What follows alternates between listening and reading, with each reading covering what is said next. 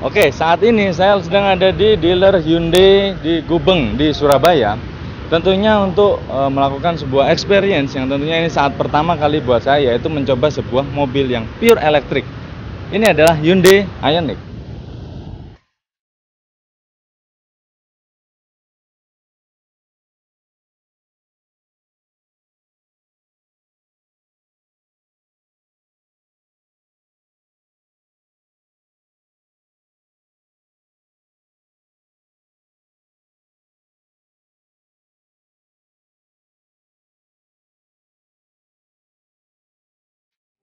Nah, oke. Jadi sebelum kita merasakan experience dari mengemudikan, kita lihat dulu eksteriornya.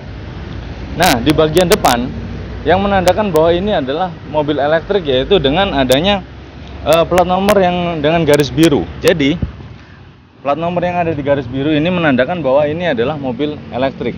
Nah, selain itu, dari desain mobil sendiri yang menandakan bahwa ini ada mobil elektrik adalah grill yang tertutup. Di mana mobil konvensional biasanya selalu ada bukaan grill di sini untuk memasukkan udara menuju radiator untuk pendinginan sistem mesin. Karena ini sudah menggunakan elektrik, jadi sebenarnya bukan mesin yang ada di dalam ini, melainkan motor yang digerakkan oleh listrik, sehingga dia tidak membutuhkan lubang udara lagi untuk mendinginkan.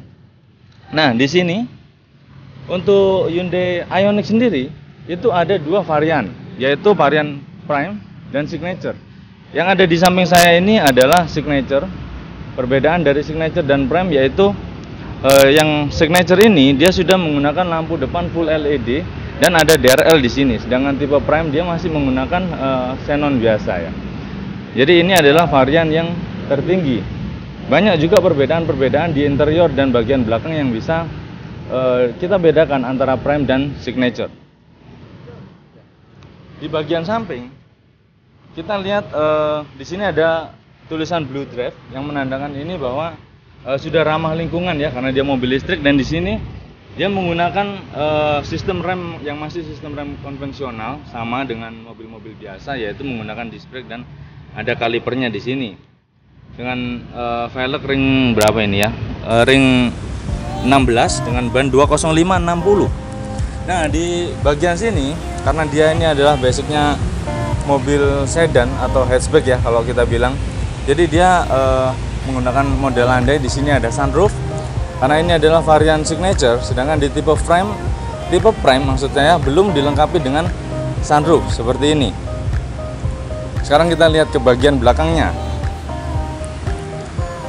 Nah, bagian belakangnya ini adalah model yang unik karena ya di sini ini juga merupakan bagian dari kaca ini. Jadi kaca belakang ini terpisah menjadi dua bagian, atas dan bawah.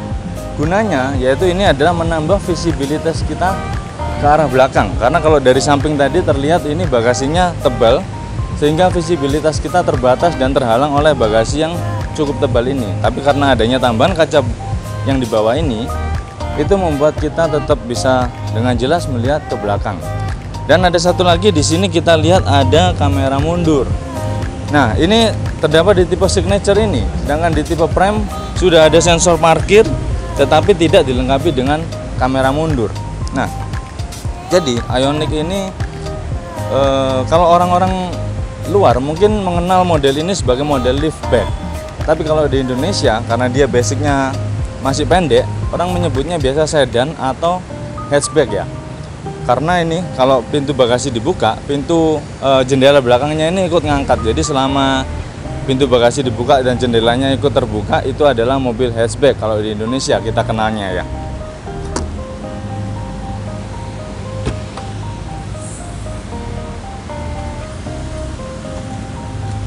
Nah, untuk di bagasi ini dia lumayan luas ya bagasinya. Surprisingly untuk mobil dengan ukuran ini bagasinya sangat luas, hampir setara dengan sedan Eropa kapasitasnya. Dan di bagasi sudah terdapat ini yaitu charging docknya. Ini dapat di paket penjualan, kita bisa pakai untuk mengecas yang secara standar. Tapi Hyundai menawarkan charging yang lebih ekstrim lagi, pengecasannya lebih cepat lagi, yaitu dengan membeli senilai 30 jutaan. Tapi untuk pembelian bulan ini atau sampai bulan depan itu masih ada promo. Silakan kalian tanya lagi untuk infonya lebih jelas ke dealer-dealer Hyundai terdekat untuk promo yang sedang berlangsung. Tapi charging dock itu senilai 30 juta jika kalian beli. Tapi jika Anda beli saat ini masih dapat promo. Itu dapat mengecas jauh lebih cepat, hampir 3 kali lipat lebih cepat daripada charging bawaannya ini. Tapi konsekuensinya kalian harus menambah daya listrik, karena untuk charging stok yang besar itu membutuhkan daya sekitar 7.700 watt. Nah, di sini kita lihat ya bagasi. Di sini tidak ada ban serep karena ini sudah mobil listrik. Tentunya perawatan pada mobil ini juga jauh lebih simpel. Jadi tidak diberikan ban serep, melainkan diberikan toolkit. Toolkit yaitu untuk perbaikan ban jika kita mengalami kebocoran di jalan. Jadi ada kit untuk memperbaiki ban, bukan ban serep.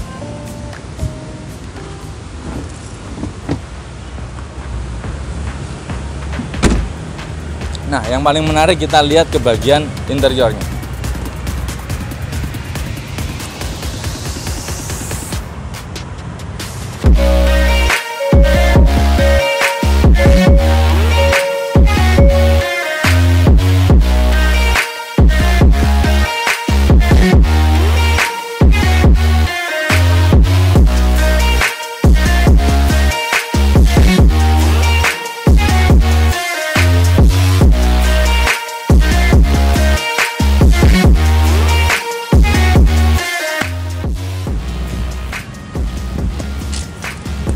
Nah, di bagian interior ini kita bisa melihat desain yang sangat futuristik. Dan ini yang kalian lihat, saat kita menutup pintu, bangku otomatis maju menyesuaikan posisi terakhir saat Anda mengendarakan mobil ini. Nah, karena ini adalah tipe signature, dia sudah dilengkapi dengan electric seat yang full dengan memory seat. Jika di tipe prime dia sudah electric seat tetapi masih belum ada memori. Jadi masih harus tetap diatur jika kalian melakukan perpindahan posisi driver. Tapi di tipe signature ini hanya tinggal memencet angka berapa di mana memori itu disimpan. Yuk kita nyalakan mesinnya, motor listrik maksud saya. Seperti biasa, tekan rem dan tekan tombol start engine.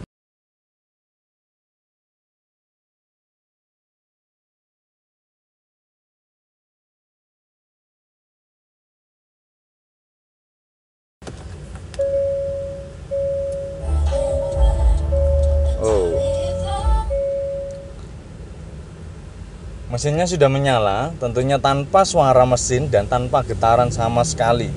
Karena ini adalah motor listrik, jadi tidak ada getaran, tidak ada suara mesin, dan semuanya sudah berjalan lancar. Ini kita bisa lihat ya, di sini banyak indikator. Nah, yang menarik dari mobil listrik ini karena dia digerakkan listrik, otomatis tidak ada perpindahan gigi. Jadi tidak ada tuas persneleng di sini, melainkan digantikan dengan tombol yang dapat kita alih fungsikan untuk parking, untuk reverse yaitu untuk mundur, netral, dan D untuk posisi drive yaitu mengemudi. Dan di sini juga ada tombol drive mode di mana kita bisa mengganti drive mode antara normal, sport, dan eco untuk mendapatkan konsumsi listrik yang lebih hemat lagi. Nah, kita rubah ke normal dulu. Di sini juga ada parking yang sudah electric brake juga. Di sini ada pemanas dan pendingin jok. Nah, ini sepertinya di tipe prime itu belum dilengkapi dengan pendingin ini. Cuman ada pemanas saja kalau nggak salah. Di tipe signature ini sudah ada pemanas dan pendingin jok. Jadi jangan khawatir kalian kepanasan atau merasa pegel di punggung jika naik Hyundai Ioniq ini. Nah, di tengah sini head unitnya dia masih sama seperti head unit pada umumnya, cuman di sini sudah jadi satu dengan pengaturan ya. Di sini dapat kita lihat berbagai macam menu, dan ini untuk panel-panel pengaturan AC dia sudah tidak dilengkapi tombol. Ini jadi tidak ada tombol, melainkan hanya touch panel. Untuk sebagian orang mungkin merasa kurang terbiasa ya dengan touch panel karena kita tidak dapat merasakan feel menekan tombol itu. Nah, hanya seperti ini. Hanya cukup kita tekan saja dia sudah otomatis tertekan. Untuk pengaturan volume masih dengan tuas konvensional. Di sini ada radio, media, seat dan track. Di bagian atas terdapat lampu penerangan kabin yang sudah berwarna putih, storage untuk kacamata, dan karena ini adalah tipe signature, tentunya terdapat sunroof. Ada dua cara untuk membuka sunroof ini.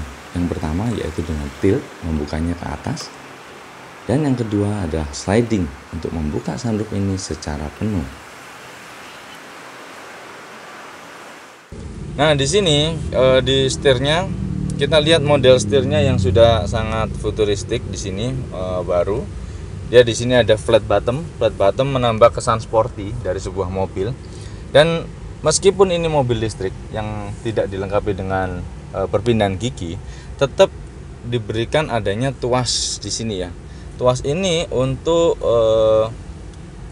apa ya istilahnya, untuk mobil listrik itu untuk menyimpan daya listrik. Jadi di sini ada 4 mode, jadi 0, 1, 2 dan 3. Itu berfungsi untuk kalau kita lagi nyetir, kita ngerem.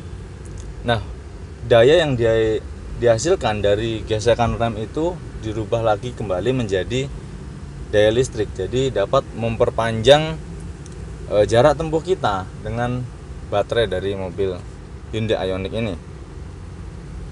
Langsung aja kita coba gimana sensasinya mengemudikan mobil listrik ini. Kebetulan saya juga pertama kali mengemudikan mobil listrik. Ayo.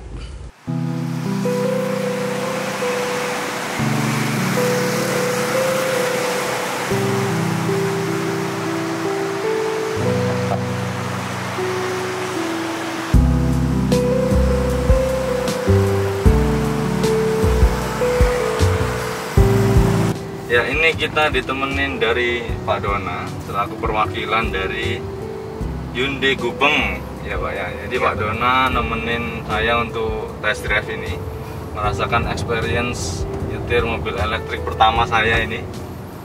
Pertama kali nyetir mobil elektrik. Nah, ini jadi banyak pertanyaan ini Pak. Siap.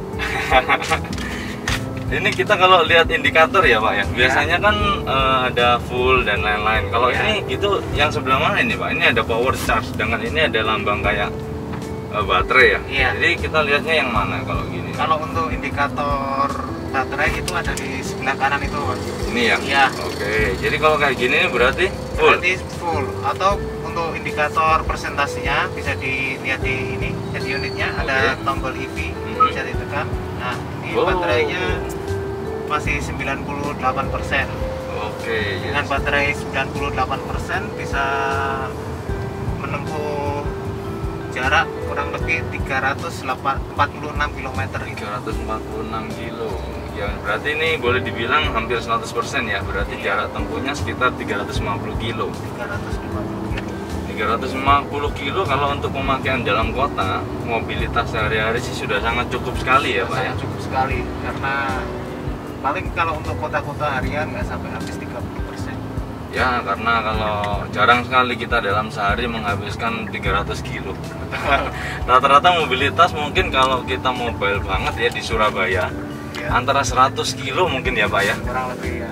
Beda Itu lagi sudah kalau mungkin sangat mobil ya, mobile sekali itu kita pergi jauh-jauh. Kalau di Surabaya kebetulan nggak sebesar Jakarta, mungkin kalau di Jakarta mungkin mobilitasnya mereka lebih tinggi. Jadi untuk kebutuhan sehari-hari mobilitas dalam kota, Hyundai Ioniq ini sudah sangat mumpuni sekali dan menghemat pemakaian kita, terutama ekonomisnya bahan bakar ya. Nah, untuk pengecasan Pak, dari 0 sampai 100% ya baterai ini, kira-kira kalau kita konversikan ke daya listrik, itu bayar listriknya berapa sih Pak? Karena kan kadang kan orang kan khawatir ya, nanti listriknya membengkak, sama aja jadi mahal gitu. Jadi untuk mobil listrik ini hitungannya kan kalau mobil konvensional itu liter ya. Betul. Anggap aja pertama gitu per liternya berapa. Kalau untuk mobil listrik ini hitungannya pakai KWH. Jadi di tabel terakhir dari PLN itu per KWH itu kurang lebih Rp1.400. 1.400. Jadi ini dengan kapasitas baterai yang kurang lebih 38 kWh itu tinggal mengalihkan aja Mas, 1.400 kali 38 kWh kurang lebih ya 56 ribuan untuk full. Itu kalau pakai listrik rumah. Wah, hemat sekali Pak ya. Untuk fullnya dia berapa? 56.000 ya? Kurang lebih 56 ribuan. Wah, hemat sekali. Dengan 56.000 kita bisa menempuh jarak 350 kilo. Kalau untuk bensin, karena saya sih kebiasaannya kan bawa bensin ya. Iya. Mobil bensin, mobil Eropa lagi. Jadi untuk dengan 56.000 kurang lebih kita dapat 5 liter. Nah, kalau di mobil saya sih 56.000 cuman bisa 30 kilo Pak. 30 kilo. Hanya 10% dari 10% konsumsi ini. Nah, ini teman-teman, di mobil elektrik ini meskipun kita kondisi macet seperti ini, itu kita nggak dengerin suara apa-apa. Jadi kondisinya benar-benar kedap, tidak ada getaran mesin, tidak ada suara mesin, dan benar-benar kita senyap. Jadi kita untuk ngomong-ngomong di dalam mobil, putar musik, kita benar-benar bisa menikmati kualitas musik dan percakapan kita dengan baik ya. Betul sekali, karena kedap sekali kalau dari dalam. Benar. Ini sebagai gambaran teman-teman, saya akan buka kaca supaya bisa membedakan suara jika kita buka kaca dan tertutup. Nah, ini posisi kaca mobil terbuka. Ada motor lewat, klakson. Ya, kedengaran dengan saat posisi mobil ditutup kacanya. Nah, begitu kaca mobil ditutup, mobil ini langsung hening sekali, seolah-olah kita berjalan dengan permadani terbang ini. Nggak ada suara mesin sama sekali. Nggak ada suara mesin, getaran mesin pun juga tidak ada. Iya, benar-benar nggak ada getaran mesin. Oh Pak, kalau untuk motor listrik ini ya Pak ya, sudah nggak ada perawatan seperti servis mobil pada umumnya ya Pak ya? Betul, karena ini sudah pakai semacam inverter dari perubah dari tenaga baterai ke tenaga gerak gitu aja. Jadi nggak perlu mesin lagi. Otomatis nggak perlu ganti oli sudah nggak perlu mesin udah nggak perlu tune up dan perawatan mesin lainnya lebih minim sekali ya. Nah, ini kebetulan kalau getaran mesin yang saya biasanya temukan di mobil-mobil konvensional itu disebabkan karena ya pertama mesinnya sendiri, kedua otomatis ada yang namanya engine mounting ya Pak ya. Iya. Nah, kalau untuk motor gini ada juga nggak sih Pak? Untuk motor listrik ini engine mountingnya ada juga sih Mas, tapi bukan engine sih. Iya, berupa bracket gitu aja iya, mungkin ya. aja. Jadi sangat kecil sekali kemungkinannya untuk rusak juga ya sebenarnya ya. Karena lebih ringan kan, beda sama mesin.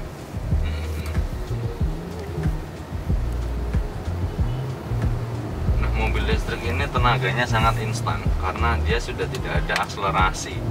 Jadi yang dinamakan akselerasi kan perpindahan gigi antara gigi 1, 2, dan ketiga. Ya.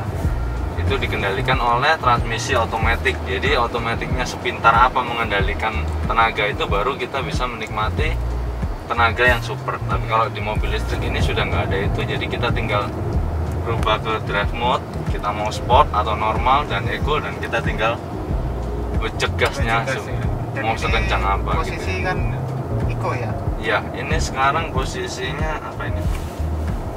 Ini di drive mode-nya sini.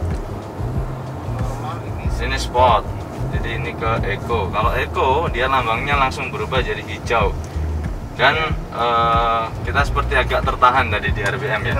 Begitu kita rubah ke normal, dia tenaganya lebih ringan, dan saat sport ada hentakan seperti tenaga yang mau keluar. Ini saya sih nggak berani becek gasnya karena kondisi jalanan ramai. Tapi dengan nyetir gini aja saya yakin bahwa torsinya sangat besar sekali ini mobil. Saya yakin mobil ini meskipun kecil tidak akan pernah kehabisan tenaga di jalan melawan mobil-mobil konvensional. Ya. Bahkan kalau diadu kita sama-sama di lampu merah, begitu lampu hijau kita meskipun ada di mode normal, kita becek gas, yang mobil konvensional meskipun supercar saya yakin ini tetap bisa sejajar paling nggak dengan supercar. Supercar lah ya. Iya, kalau supercar paling nggak sejajar, tapi kalau mobil-mobil yang lainnya ini udah pasti ketinggalan. Oh iya, satu hal lagi Pak, untuk keunggulan mobil listrik ini saya dengar-dengar pajaknya sudah sangat murah sekali ya Pak ya? Sangat murah sekali. Untuk mobil ini pajaknya PKB-nya kena 1.800.000 untuk yang ini. 1.800.000 Pak? Iya, itu belum ada program dari pemerintah yang kapan hari itu keluar itu malah untuk mobil yang baru itu PKB-nya 0 Mas. Oh, PKB-nya 0. Jadi kita nggak bayar pajak sama sekali dong. Ya, kalau untuk yang baru ini saya konsepnya belum tahu sih. Nanti bayar pajaknya. Yang jelas di STNK-nya itu 0. Kalau yang ini kan 1.800.000. Gitu ya. Jadi untuk info aja buat teman-teman, untuk mobil di range harga 600 jutaan, di mobil yang normal itu pajak yang harus kita bayarkan setiap tahun kurang lebih sekitar 8-9 juta. Nah, di electronic vehicle ini meskipun mobilnya seharga 600 juta, tapi setiap tahunnya kita hanya perlu membayar sekitar 1,8 juta. Ya anggaplah 2 juta lah. Kita menghemat pengeluaran dari BBM, perawatan, servis, dan pajak. Jadi inilah era elektrik yang sebenarnya, di mana teknologi kita sudah jauh berbeda. Saya selaku pecinta otomotif ini Pak ya, sudah ngikutin otomotif dari puluhan tahun yang lalu, merasa perbedaan teknologi saat ini itu jauh sekali. Jadi kalau saya kan suka mobil tahun 90-an, di mana kualitas build quality tahun 90 itu yang terasa sangat solid. Nah, begitu era 2000 saya merasakan adanya perubahan desain, tapi teknologinya masih cenderung sama. Begitu 2020 ini kita era baru, langsung benar-benar dikagetkan dengan teknologi mobil listrik yang seperti diusung di Hyundai Ioniq ini. Luar biasa.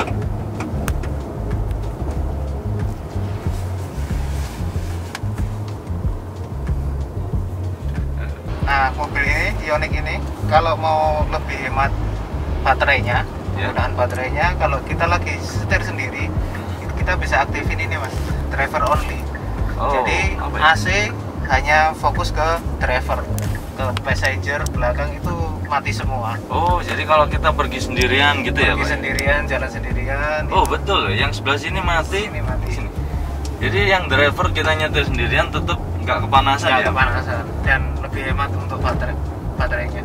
Wah, ini kayaknya ya belum pernah saya nemuin fitur ini di mobil lain ini, hanya di Hyundai Ioniq. Ya, correct me if I'm wrong ya teman-teman. Kalau sepengetahuan saya, driver only ini hanya ada di Hyundai Ioniq. Saya belum dapat lagi ini fitur seperti ini. Jadi benar-benar dia difokuskan pada ekonomis pemakaian baterainya ya. Biar lebih ekonomis, dan kalau dimatiin semua AC-nya aktif lagi. Oh, iya luar biasa. Terus ini Pak ya, kalau ini kan elektrik. Betul. Nah, kalau kita mau ngecas gitu, dia tetap pakai aki konvensional atau dia ngambil dari daya baterainya ya? Untuk pengecasan itu kalau lagi jalan gini, ambilnya dari daya baterai. Oke. Untuk urusan pengecasan, ada 2 port listrik 12 volt di sini, 1 port USB di sini, dan 1 port lagi di dalam konsol tengah. Ada juga yang ini pakai wireless charging untuk yang tipe signature. Oh. Jadi nggak perlu repot kabel lagi, tinggal naruh HP di sini udah ngecas sendiri Mas. Tinggal ditaruh gini aja Bang? Iya, tinggal taruh. Saya coba ya.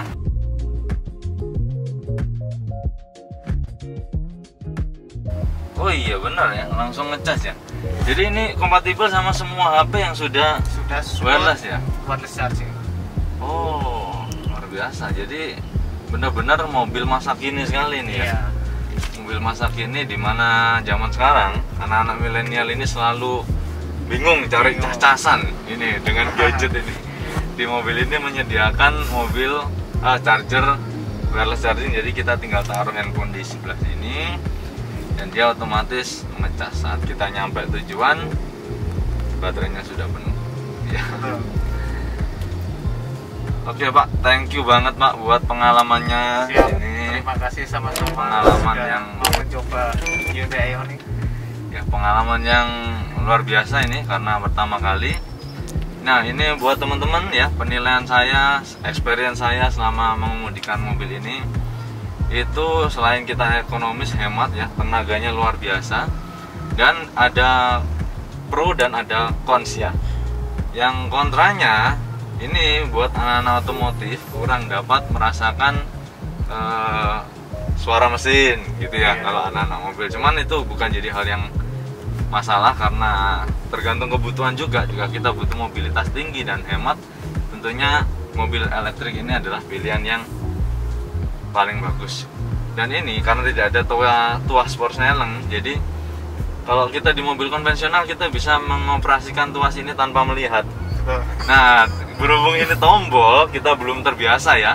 Jadi tombol ini feel-nya kita pencet tombol apapun kan feel di jari kan sama. Jadi kalau kita nggak lihat gini masih khawatir salah pencet. Cuman gitu aja sih. Selebihnya experience saya mengemudikan ini ya luar biasa Pak. Suatu perubahan zaman yang sangat ya nggak disangka sebelumnya. 10 tahun yang lalu nggak ada yang menyangka kalau mobil bisa sedemikian rupa.